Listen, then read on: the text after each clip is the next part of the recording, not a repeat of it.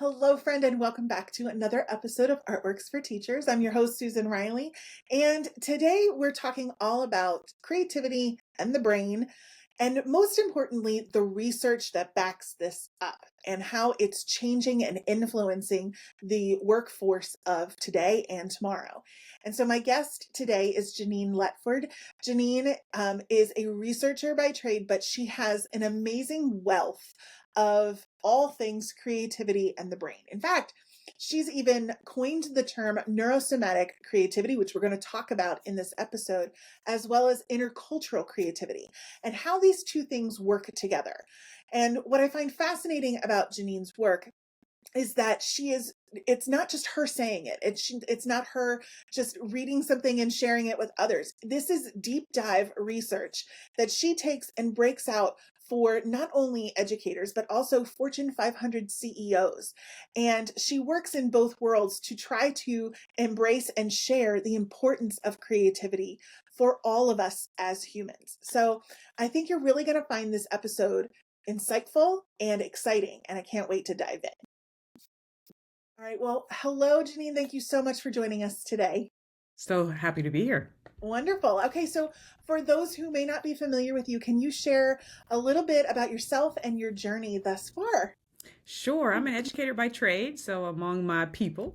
And I taught third grade for 3 years and then ran the music and creative arts program at my school. I stayed at one school for my entire teaching career in Canoga Park, California, which is north of Los Angeles, and loved it. But because I had a general education credential and background, even though I was teaching music at the time, I taught music, but I brought in the other content standards underneath it. So while the kids were learning Beethoven and Ode to Joy and learning how to play the recorder, we were also going over fractions and then even Beethoven's life, resilience, dealing with hard circumstances. And of course, you know how music has the narrative and the narrative within stories. There's a lot of through line throughout all of the content. And so that gave me a beautiful positioning, a beautiful practice, really, to see how everything is connected and to show the kids how everything is connected. And then I left the classroom in 2019. I say I got a divine shifting in my life, and it was time to look at another aspect. I say I didn't leave the classroom, but I just expanded my walls, basically, and just became the teacher of America, basically, and the teacher of the world. And just started doing a lot of corporate work and K-12 training, but looking at creativity and how do I help offer a solution to our plummeting creative just numbers. And when I say creativity, I don't just mean artistry, but the mind's ability to think of new ideas, to have cognitive flexibility and just innovative solutions to the problems that we're facing. And so I looked at intercultural creativity, basically how culture in fact impacts and influences creative thinking and vice versa. And then just, kept doing more speaking and wrote a book on it called The Seven Gems, because the diamond is the logo of my company. And just been going off ever since. It's amazing. You've done so much already. I cannot wait to see what you do next. But I think the way that I found you was through this amazing concept of neurosomatic creativity. I found you talking about this on LinkedIn, and I've been so intrigued ever since. So, because I've heard of somatic teaching, I've heard of somatic learning and how we embrace that within our bodies. The idea of connecting that with the brain is super interesting to me. So can you share more about this idea? I think you've coined the term, right? Neurosomatic creativity. Yes, it is trademarked, as is intercultural creativity.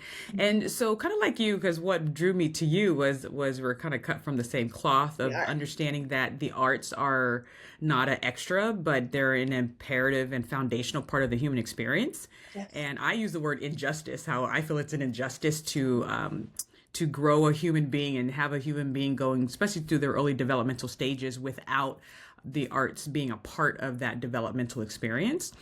And so what I knew, even as I was doing a lot of the research on intercultural creativity and how is culture impacting our creative ability, how we see ourselves creatively, and how we view the value of the creative potential of other people, I knew that if I'm doing leadership training and especially human development, whether I'm in K-12 or adult work, the arts are a critical part of that training. And I just knew it from my own life. I'm a twin, so I have a twin sister. She played the bassoon growing up. I started on the trumpet. My brother, who currently works for JPL NASA, he, learned clarinet and taught himself piano. And my little sister plays the flute. But even though we aren't professional musicians, we can see how having a music background, and we did theater, and we did a little bit of dance, and then I actually married a professional dancer. He doesn't dance professionally now, but he did. Just even though these are not our professions, I can see how it is formulating our way of thinking throughout our everyday life, and our ability to problem solve, and our ability to connect with other people, especially people from different lived backgrounds who don't come from different cultural norms than we do. We're just more flexible and open. And so I have just stood in the right place at the right time, because there's a lot of research coming out of the neuroscience field, right? And I went to UCLA at the turn of the century. It sounds funny saying that. The turn of the century in 97 through 2002, and I got in my first fMRI machine. For those who don't know, it's a machine that shows brain imaging, but also brain activity, right? And under the work of Dr. Matthew Lieberman, who was just starting out there. Now he's like the father of cognitive neuroscience, but he was just starting his work then. And that got me fascinated with the brain. And, okay, well, what is this organ that I don't really think about, but it's yet paramount to every aspect of my life and my personality and my ability to function? And just seeing how all this research is coming out of the cognitive neuroscience, but there's also a big group of people doing work with music in the brain and dancing in the brain, and looking at it in comparison to like dementia and Parkinson's disease. But you and I are focused like, well, what's happening at the front part of life, that K through 12 experience. And so, we just connect the dots, right? Being an artist ourselves, we just see the dots connecting. And just me being in all these different fields, in education, in neuroscience, and entrepreneurship, and business, and finance, because my first book is on financial literacy, and just kind of seeing how it's all connected. So neurosomatic creativity is the fact that once we understand how our brain works and how our mind works. Now, I separate the two. Some people have controversy over that, but I think they're two separate entities. They're highly connected, because if something happens to your brain, it does affect the way that your mind works. But I think the mind is so much more than just this 3-pound organ, right? And I believe that the body is an instrument of thought. I believe in the mind-body connection. There's a duality there. It goes both ways. And not the fact that I believe it. There's actually research now showing this, but I've always known it. Like you and I, we knew this stuff 30 years ago, right? But we didn't have the science to back us up. And now we do. And so that's neurosomatic creativity, that the mind, the brain, and the body, once we help people better connect them and flow through them and really understand how they work together, that informs our creative thinking, which we're defining it as your ability to problem find and problem solve with relevance, value, and novelty in any field. I mean, I'm just amazed already at all of these things and all the connections, because honestly, when we move in dance, or when we're experiencing something in music, there is this whole body and mind and brain connection going on. Talk to me a little bit more about what you mean that the mind and the brain are different. Yes. So like I said, there's different ideas about that in different camps. You're going to find different things. But I believe that when I think about my mind, like my mind is a part, like my body informs my mind. The nature around me informs my mind. The songs of the birds. Of course, my brain has to interpret that and take it in as data points and energy, right? Yeah. And then I come from a spiritual background as well. And like the soul, there's just so many elements that it's more than just this tofu like organ, right? It's so many levels that some I can't even explain with language. And so when I think about my mind and my heart, and why the arts really informs that. And as we move into this more AI generated workforce, Yes. the leaders who are tapped into that element of that mind body connection, of that soul and spirit connection, because when you think about the arts, it's almost metaphysical. It's almost like you can't almost describe it sometimes. It's this movement of energy, when I dance and when I move, or when I hear a musical piece, when I pick up my guitar and sing from my heart after something bad or tragic has happened in my life. I can't just data. I can't just do it with logic and data. I have to have the arts to help me move the energy through and help me fully experience what I'm going through in order to continue to heal from it. I mean, I can't have that same response with a Scantron test, Yeah.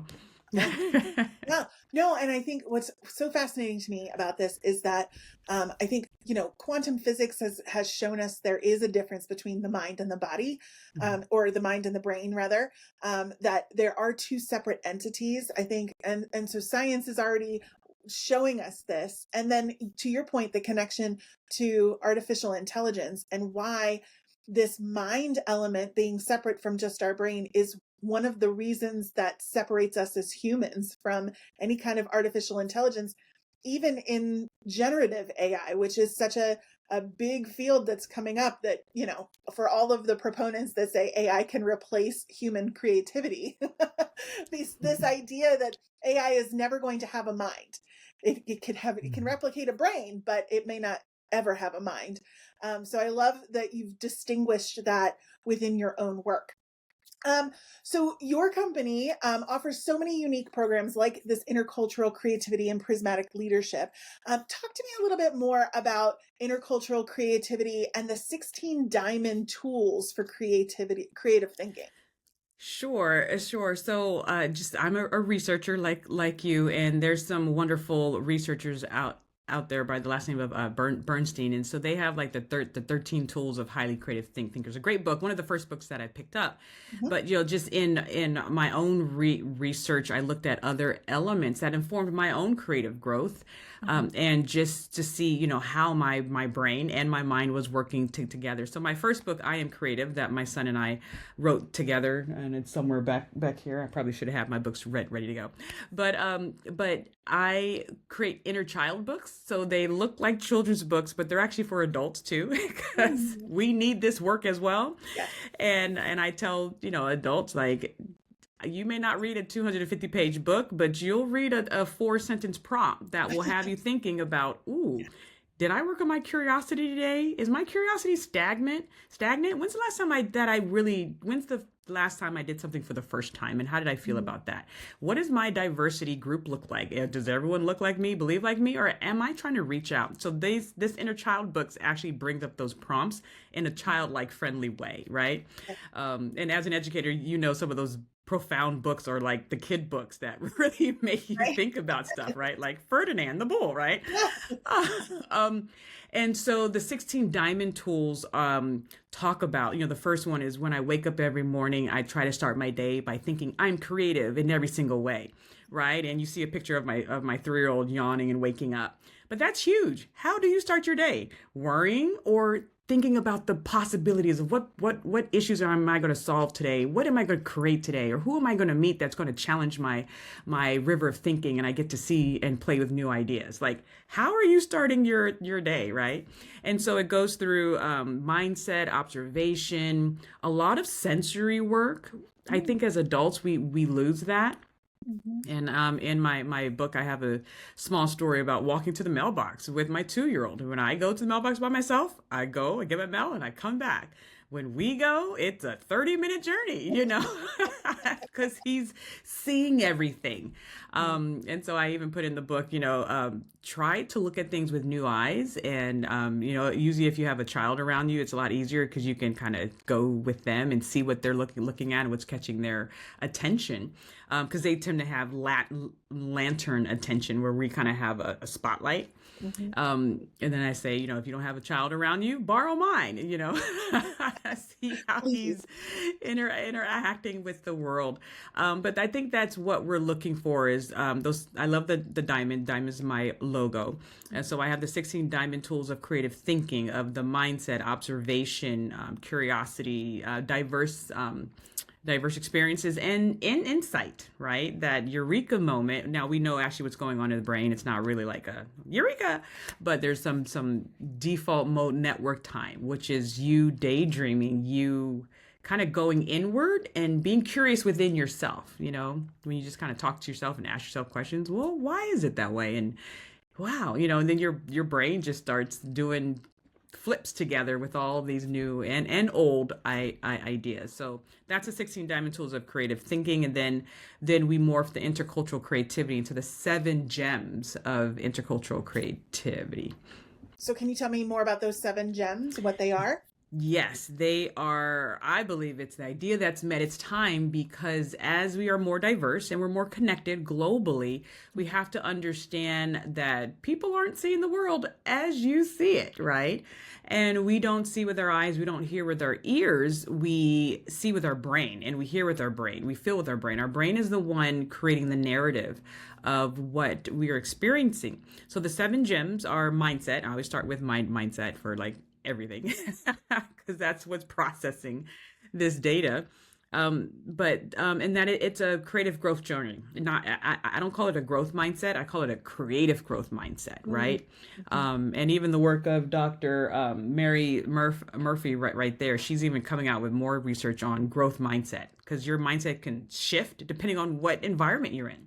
Right. Like I'm normally an outgoing person, I can speak, but if I'm in a toxic area, that's going to probably, cower me down. And I'm just going to do the bare basic, Right. and not offer any ideas. So people have to understand what their mindset triggers are, Mm-hmm. and glimmers. That's a new word that's coming out. What's your mindset glimmers that really make you in awe and enjoy, right? What brings you out and what shuts you down, right?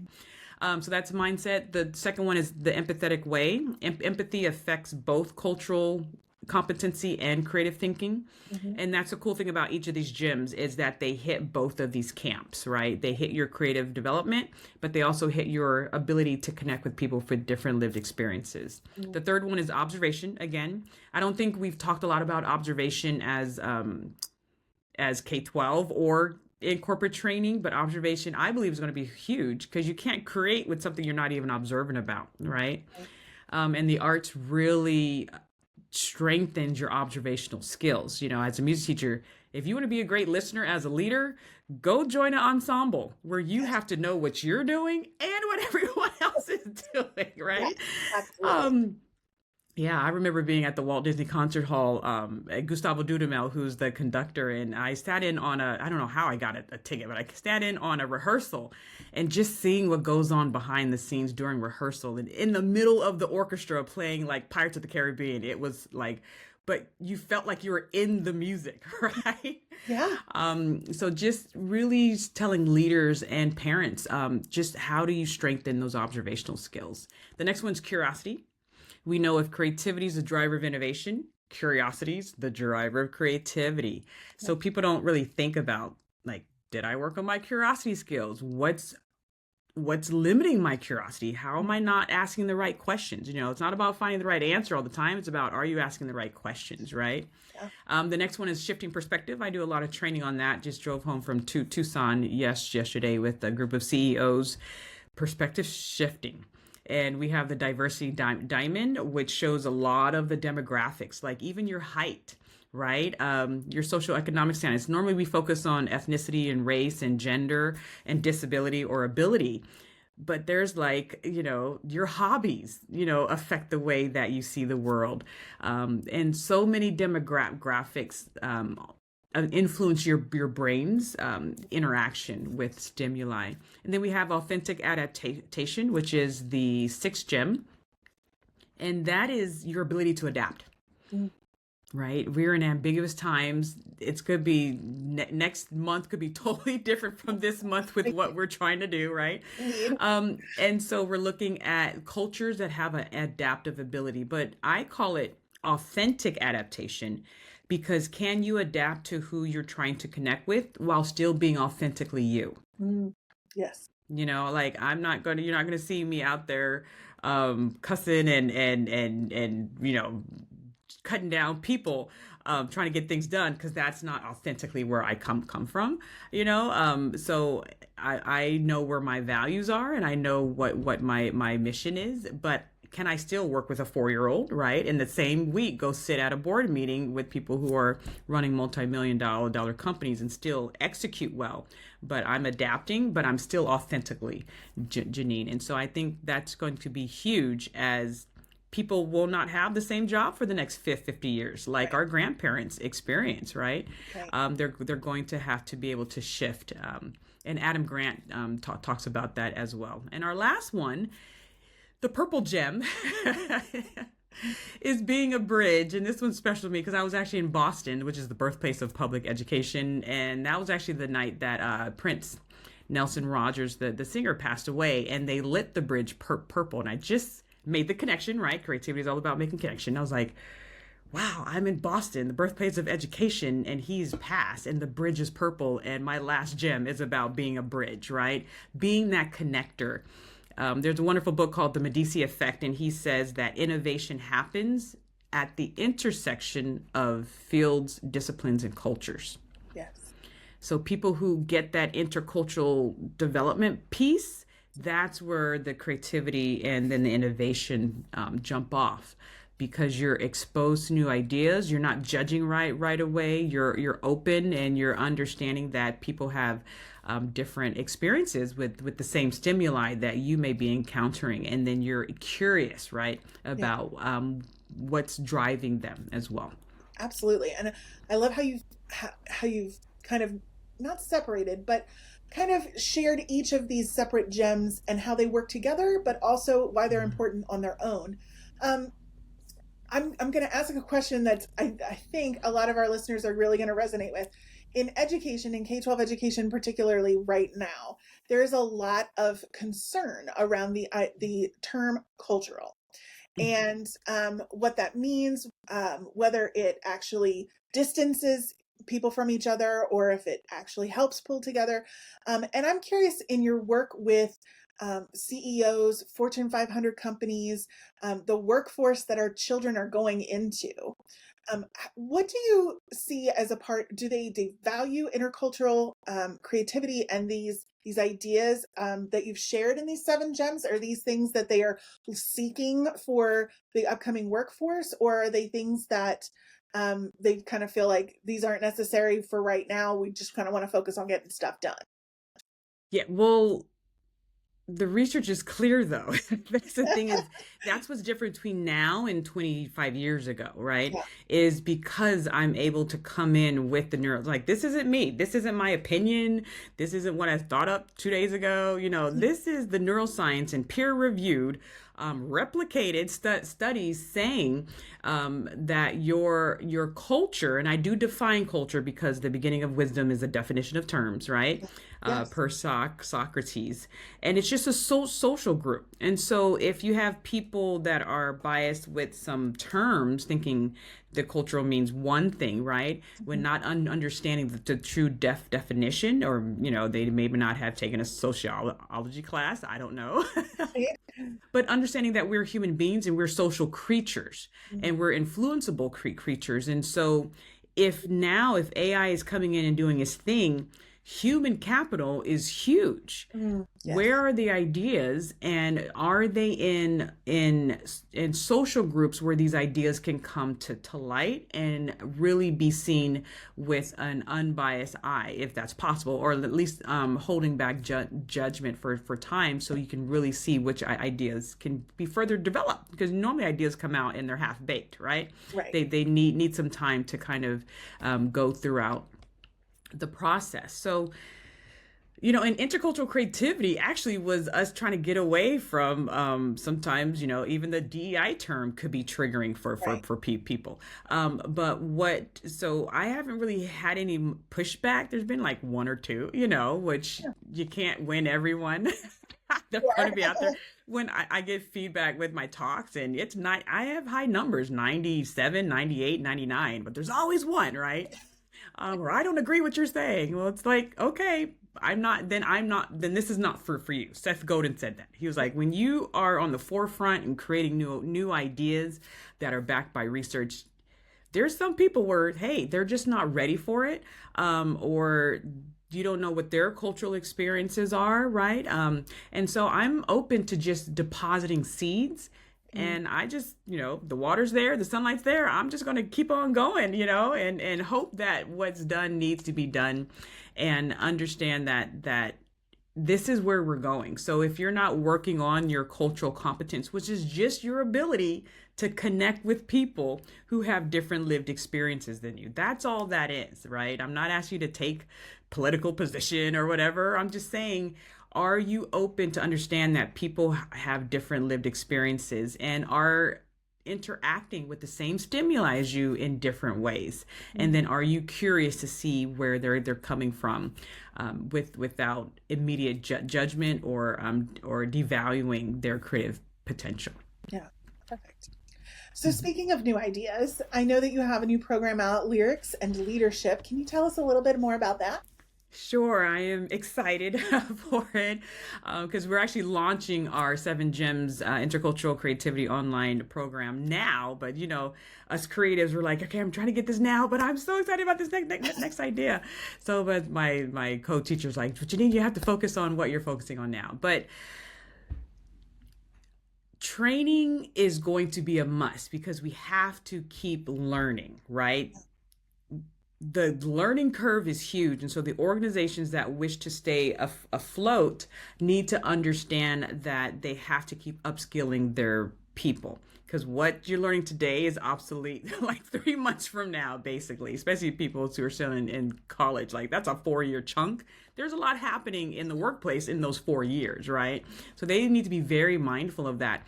And so what we're looking at is, how do we keep people just in front of the training? How do we keep them cognitively flexible and understanding how to keep their brain just aware and all the gems there in a fun way? Because me talking to you for 2 hours and lecturing to you about emotional intelligence, which is the craziest thing, right, is not working, because you need to have experiential learning. Teachers of young children know you can't talk to them for 3 hours. They're going to zone out in about 7, maybe 7. You'll be lucky if you get 7, right? And so we know to engross them into the experience of learning. If you're learning about different textures, you're touching different textures. If you're learning about animals, we're going to the zoo. We're hearing them. We're smelling them. We're interacting them with all of our senses. So why can't leadership training be the same? And so what we're looking at is, how do we use the love of people's love for music to train leadership skills? So we are selecting.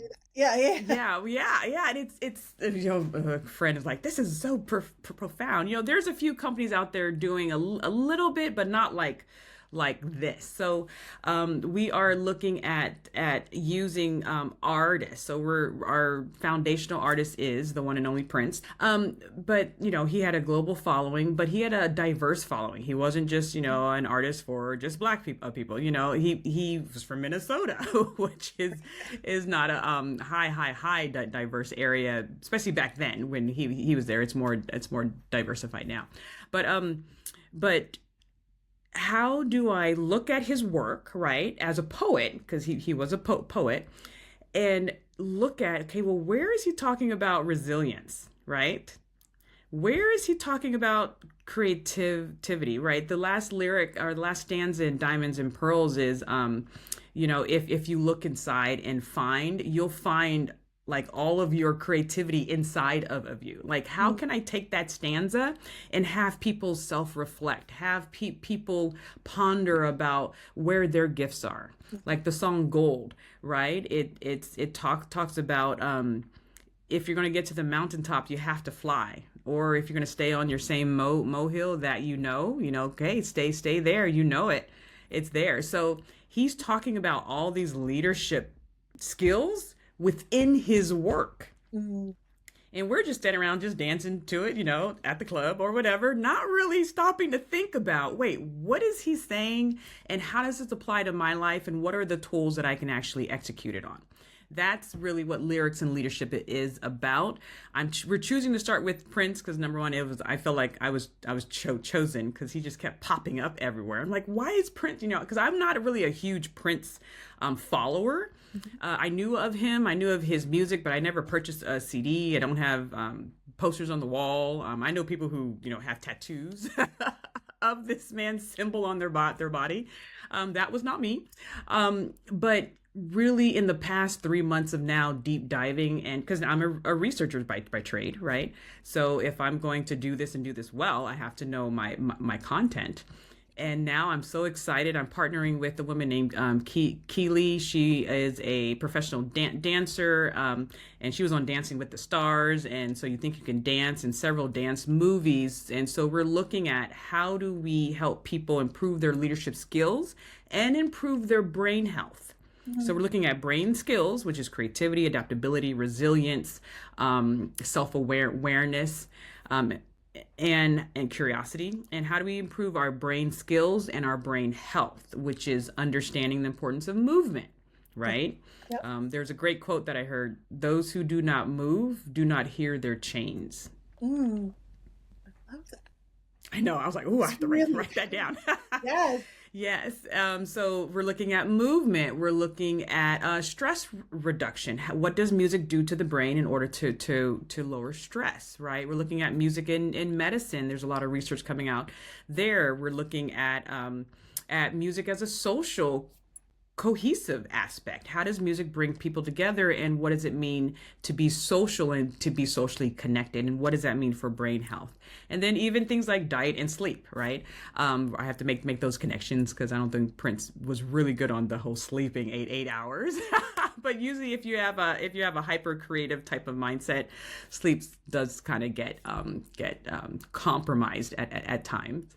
But he ate well. He was very conscious about what he put in his body as far as food. And so I think people already love the artists that we're choosing. My goal is to attach the content to their love, so they're already there because it's Prince or it's NDRE or it's Taylor Swift. They're there because of the artist. Now, how do I get them to learn the content? Right.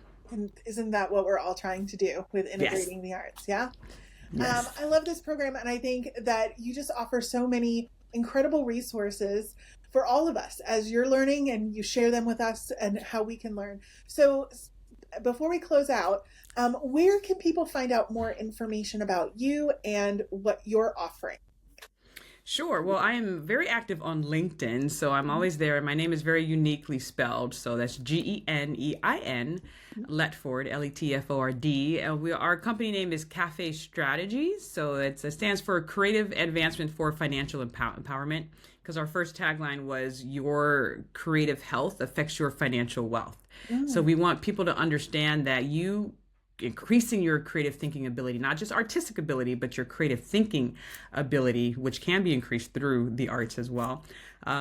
It affects your financial stability, right? Because how you produce value. So that's Cafe, CAFFE strategies.com.